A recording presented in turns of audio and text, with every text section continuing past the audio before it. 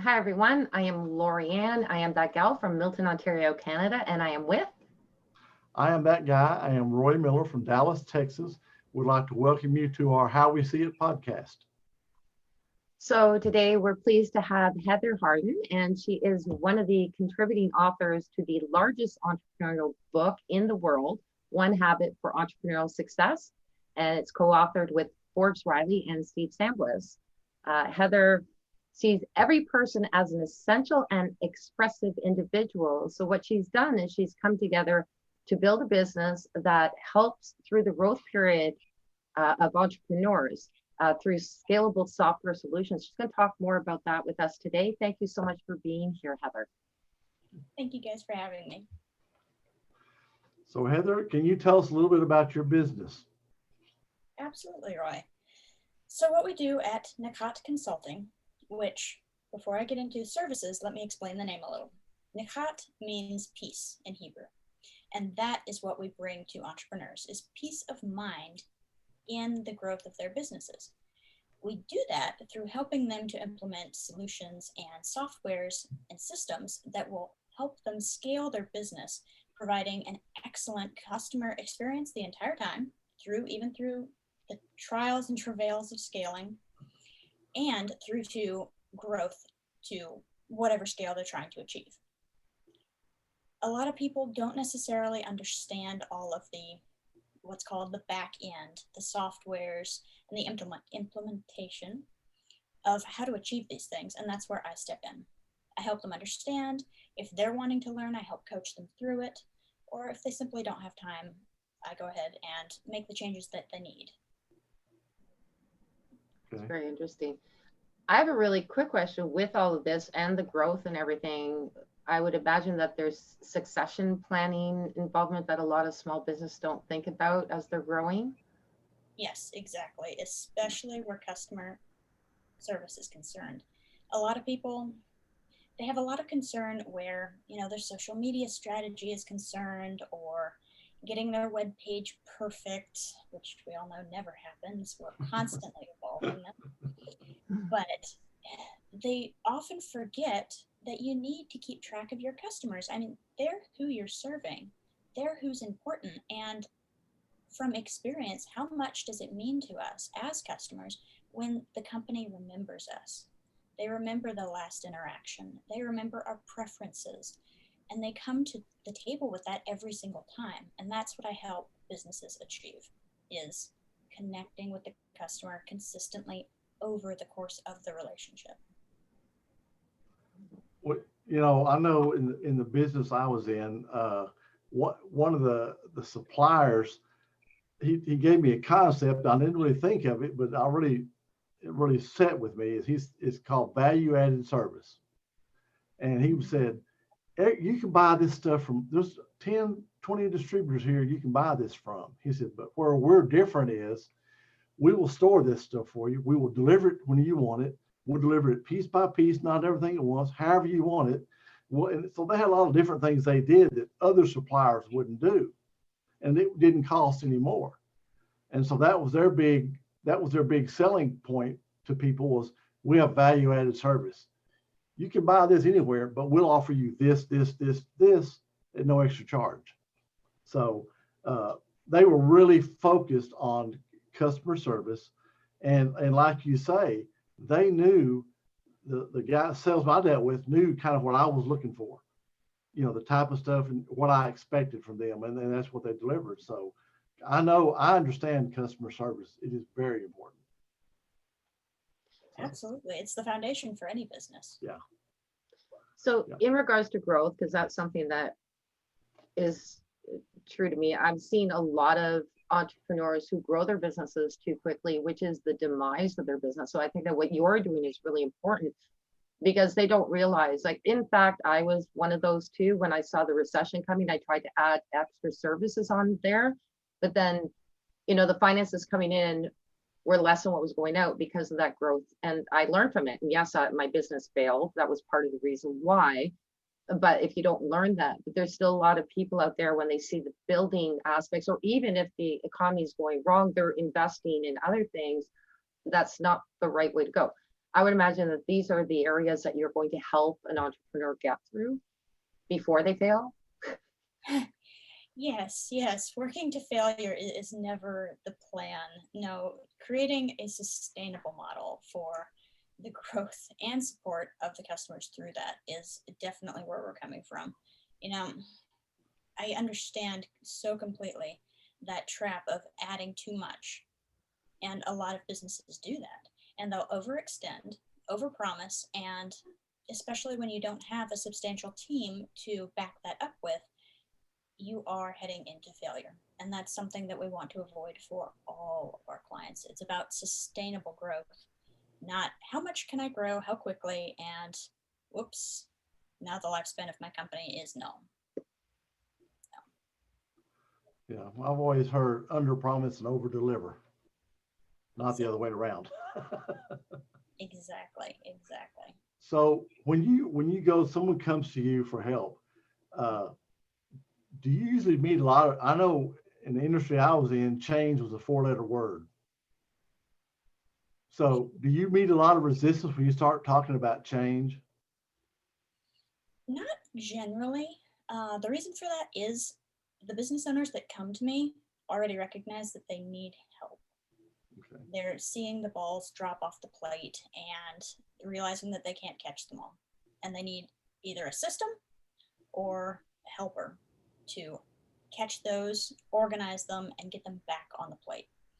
And it helps a lot when your clients already know that there's a problem and that they need help in fixing that problem. Yeah, For sure. that's good, because I worked for a company where we needed to make some changes, and the manager was reluctant because he was afraid if he made a change and it didn't work, they'd say, why'd you change it? We've been doing it this way for 25 years. Why, you know what I mean? So I think he needed help. He just didn't realize it, or he was afraid of the consequence of making a mistake. Do you come across that very much? I completely understand that perspective. And yes, to some extent, when I start moving in certain circles with business owners, that's definitely something that I bump up against.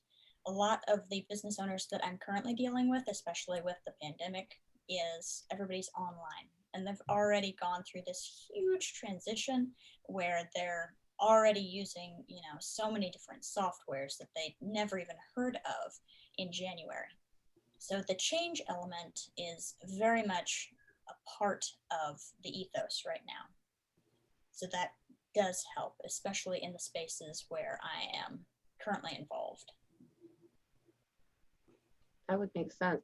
And in regards to this pandemic, working with growth, which is a more difficult time to do so, how have you been dealing with that? I'm finding that there are two groups with the pandemic. There are those who, as Roy said, are so nervous about making changes and stepping forward through this period and using it as a time of growth. And then there are those who are using it to their advantage, and hugely so. So you've got these diverging groups during this time of incredible transition. And while I would love to help the group that is so mired in doubt and anxiety, really, sometimes you can't reach those people. And interestingly, that's actually something I would love to do in the future, is establish through Nachat a counseling center to help people overcome those kinds of borders and barriers to growth, and then help them to implement the systems to establish a sustainable business model to provide for themselves and their families. So you have sorry, Roy. No, go ahead. Because you have software solutions for this. That's really interesting. How did that come about? Actually, it was through health difficulties. And I don't write anything myself. I'm working on, learning all the code and fascinating languages and all of this. I'm currently working on established software systems. So just to make sure everybody's clear on that. But it was my own health difficulties. I'm type 1 diabetic and started experiencing complications. That actually led me to my first client for these services because I went to them for coaching to help me transition my health and regain it. And I ended up working with them and implementing a lot of the systems that I now implement for others. So incredible transition and moving into the next phase, which I thought was amazing. So, I mean, you just basically accidentally came into it, right? Hugely so, yes. It was a happy accident. So are there any particular types of, or do you do for all businesses, or do you have a certain niche you help? It's primarily small businesses that are experiencing incredible growth right now, or who recognize that they're about to hit a growth period, especially right now with the holidays coming up. Everyone's looking at their books and going, oh no, there's going to be an influx. What do I do? That's where I help. Some businesses fall into similar categories, you know, and I'm sure, Laurie Ann, with your handwriting analysis, you've come across this. There are typically groupings of different personalities and trends that you will see manifested through their handwriting. It's the same with businesses. You'll have certain groups that the owner of the business has certain skills, and that will be manifested in the softwares that they tend to use. So in some cases, you'll have teams that are not communicating well. Often, the business owner may be having trouble communicating themselves. And so their team also doesn't communicate because they don't have that foundation. So in that case, I would implement a team communication solution, and is often the case that I will also be looking at a way to collaborate between team members for customer service so that everyone can cover for everyone else and customers can be handed off as needed as communication within the team grows. In other instances, people just have a ton of clients. And so introducing customer relations management systems, CRMs, such as Zoho and Salesforce and HubSpot, to help the companies track these enormous volumes of customers is absolutely essential. You know, for example, that first client that I told you guys about, we had 1,000 clients in the first 7 months of the business running. And these were active clients, 1,000 that we were having to deal with. And it's a very, very, very high risk environment when you're helping people to establish better health trends, especially with high risk populations like type 1 diabetes. So we would have to track all of that minutely. Those kinds of solutions help all businesses because the customer is the key, and you've got to track and you've got to be there for them. And to do that, you've got to be there for yourself with the systems that you need to support that growth. Well, you're talking about communication within the company. Mm-hmm. I know one company I work for, and I really liked working with this company, but the thing there was no, that's not my job. That's something you did not say, period. Because if this guy wasn't here, you would step in and do whatever needed to be done to help that person. It wasn't, that's not my job. Hey, I'm not, there wasn't, that was a definite no there. But we all did work together to help each other.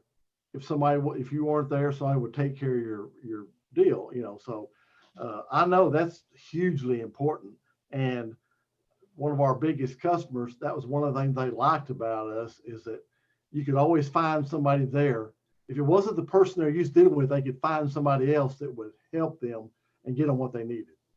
So I learned a lot working for that company about customer service and communication. Mm-hmm. Very important. Oh, yes. It's very true about employees. We've seen that as well. I've always been, and I think that people who own their own business tend to have a lot more of that. Oh, you can't do it, I'll go do it anyway. I mean, if it means taking dirty tires and putting in someone's car, and somebody said, well, you're a woman, you shouldn't do that. Okay, no, it's not about gender. It's not about anything like that. It's about you pick up and you do whatever needs to be done. If you need to sweep something, you sweep it. It's just all part of that mentality is, I'm here to support. So it's very big. And when you have certain, staff or people that are employed by you that don't have the mentality, it really, it breaks it up a bit as far as that goes. You go, really, you can't just lift a finger to do this. So no, because it makes it beneath me. And to me, there is no beneath. I think that everyone should be believing and understanding that you're still, if you have a child, you're going to change that diaper. It doesn't make you anything beneath, right? So same thing. Exactly. Exactly. Yeah. I learned that early on when I was an apprentice. We were on a job and things kind of got slow. So the journeyman I was working with, the foreman told us to go over there and just pick up trash, clean stuff up. And I was like, really? And the journeyman told me, he goes, hey, you're getting paid the same money. It doesn't matter if you're hanging light fixtures or if you're sweeping the floor or picking up trash, you're still getting paid the same money. Why do you care? And I was thinking like, I never really thought about it that way, because I was thinking for him, he's a journeyman. Why would he be picking up trash? Me, I understood because I was an apprentice. He goes, hey, I'm making the same money. I don't care. So it's a mindset thing. Yeah. So. Bringing community. Exactly. And you've got to have everybody invested, not only in their niche, but for the entire company and the entire customer experience. Yeah, because that one company I worked for, the owner said, look, I don't care what you do. If you commit to something, you got to make it happen. I don't care. And he said, and if it costs me money, I may chew you out, but still, I want the customer taken care of, number one. And he retired at 50 as a millionaire many times over, thanks to us and his philosophy. So, yeah. So in that too, I would then ask as well, Heather, do you have any on this whole point? Because of course there's strategies and there's solutions and there's software solutions, but when it comes to human resources, that's a harder, that's where I sit there. Yes, my handwriting skills allow for that type of thing to bring a culture together that's proper, but I know there's other tools that can do that as well. Do you implement those in this solution base that you do for the entrepreneurs? It really depends on the individual client and what their needs are and the structure that they've already built in the company. If there's absolutely no structure, that's where we're going to start. And the thing that you have to be careful about, especially during times of growth, is piling on too many changes at once. Yes, systems need to be implemented and changes need to occur if things are falling through the cracks. But you don't want to introduce 4 new systems that everybody's having to onboard with during a time of growth. And that just doesn't work. You end up with 3 that aren't being used, 1 that's being used if you're lucky.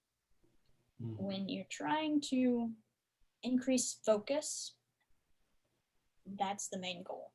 So it depends on the environment that is already established and what's going on for each of these businesses. So you could say, well, I see there's 4 things you need to improve on, but my suggestion would be, let's do this first, get it going, going good. Then we'll step into number 2, get it going, so stair step it in, not just here's all 4, let's go. Exactly. And we talk about the overwhelm, right? It's already there. Don't put more onto us. Yeah. And that's what causes anxiety. So definitely. Yes, and our whole goal is peace of mind, not adding anxiety. Well, I've got to admit, like me, I like things a certain way. And then I'm like, why change this? This is working. Why change it? I know how to do this. Now I've got to learn something new. I'm sure that's probably a common issue you hear whenever you start talking about change from employees. Yes, it can be, definitely. If there are noticeable issues, though, generally it's pretty easy to get everyone on board. And if there are systems that are working, it's generally best to leave them alone. The only time that is not the case is if you are trying to organize 800 clients in a Google Sheet doc. That doesn't work. So probably best to move to a CRM in that case. But by that time, everyone's already trying to dig through it and going, wait, where is John? Where's Tim? I don't see them. How do I sort to find them? And they already know there's a problem. I can see that. I can see that. Very easy. Very easy. And yet, in most cases, there's a very easy find button on pretty well every piece of software now. So it's just like, yeah, you're not sorting, you're pressing that button instead. It's not that hard. Exactly. Yeah, resistance. Exactly. Yeah. So can you tell us about some of your successful cases that you've done? Oh, gracious. Certainly. Let's see. Some of the best outcomes I have seen are, there was it's called a shared inbox solution. It's not really a shared inbox. It's a team communication platform that allows for increased awareness among the team members and better customer experience from the customer side. Implementing that increased the company's response rate 7-fold to emails. Wow. Yeah. Wow. That was huge. And then there was a marketing funnel that I worked on for a client that ended up having, I believe it was a 54% conversion rate over, I want to say 56,000 new leads were captured using that. Wow. So for a launch. Man, that's That's great. really good. Yeah. Fantastic. Yeah. So how would people find you and where they go to for your services? Best way to find me is nachatconsulting.com. And I realize that's a weird word for most people. It's NACHAT consulting.com. Or as a lot of people like to call it, nachatconsulting.com. And I'm French, so I was thinking Shah means cat, so it's Nachat. But there you go, depending. As long as you remember, that's fine. And you said that you're looking forward towards, and I see this here, that including creating a healing center for victims of trauma and training centers, helping individuals to transform their experience into a sustainable business, which I find amazing. So we definitely would love to have you back on when that part of your business grows and learn more about that, because I think that's very important. A lot of people out there who can succeed, but they're their own blockage, but they need that help to get past that block to go forward. So that's a wonderful idea. I would love to be back here with you guys. I've really enjoyed it. What caused you to want to do that? To set that up? Was it something personal or For the trauma part that we're talking about? Yeah. Or was that just an idea you had? A little bit of both. I didn't have the easiest childhood. Okay. And growing through that and healing, and then experiencing the building of a business, there were a lot of points where I thought, wait, I could use a lot of help with this, but it's a slightly different approach than just, the standard, okay, well, here's your marketing course. Because there are some barriers that you bump up against that you don't even realize are there until you've hit the wall. So helping people to recognize those things before they have to get the bruises from hitting the wall and then build a successful business, often because there's a feeling of the world is against me. All of these things are against me. I can't move forward.